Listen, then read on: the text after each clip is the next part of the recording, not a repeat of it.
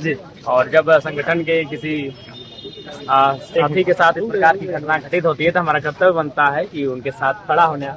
तो उसी क्रम में हम लोग पचम्बा थाना आए हुए थे और उस विषय को संज्ञान में दिए हैं और उम्मीद जता रहे हैं कि ऐसे लोग जिनका मनोबल बढ़ रहा है, जो लोग आपराधिक तत्व और इस प्रकार की धमकियां, तो उन पर अंकुश लगे। नहीं तो फिर कहीं ना कहीं अगर उन पर अंकुश नहीं लगेगा तो एक आम व्यक्ति इस वातावरण में चलने फिरने के योग्य नहीं रह पाएगा। थाना प्रभारी से बातचीत टेलीफोन के माध्यम से हुई और उन्होंने ये कहा कि हम लोग सक्षम नहीं हो पा रहे हैं, लेकिन साइबर की टीम लगातार उस पर प्रयास कर रही है क्योंकि इंटरनेशनल कॉल है और बार बार उनका कॉल जो आ रहा है अलग अलग नंबर से आ रहा है, उसको ट्रेस करने में और डेटा फाउंड नहीं हो पा रहा है।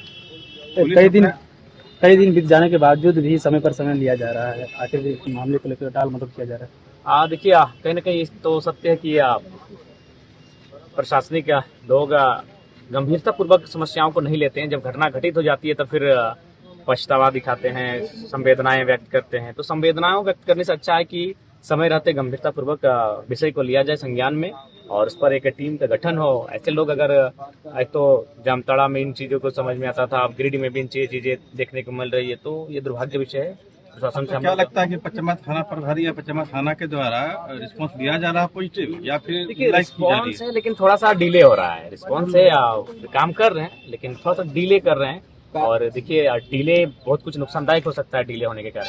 अगर कार्रवाई नहीं हो रही है तो अगर कार्रवाई नहीं होगी तो निसंदेह हम लोग आंदोलन के लिए बाध्य होंगे। अभी आपको आश्वासन क्या कि साइबर की टीम की हेल्प से हम लोग उन तक पहुंचने का प्रयास कर रहे हैं और लगातार लगे हैं, जुटे हैं, लेकिन थोड़ा सा वे पहुंच से बाहर है। क्या आपको लगता है कि राजनीतिक अटैक है क्या? जी, क्योंकि अपराध से गिरिडीह में हमारे संगठन को कहीं ना कहीं मजबूती दे रहे थे और भय का माहौल है विपक्ष में, बाकी जो दल है उनमें भय का माहौल है, जिस कारण ये राजनीतिक अटैक ही है। अगर अटैक इससे पहले होने का होता तो हो चुका होता, लेकिन आज अगर चुनाव के बाद इस तरह की घटनाएं सामने आती हैं तो ये कहीं ना कहीं राजनीतिक षड्यंत्र का ही एक हिस्सा है।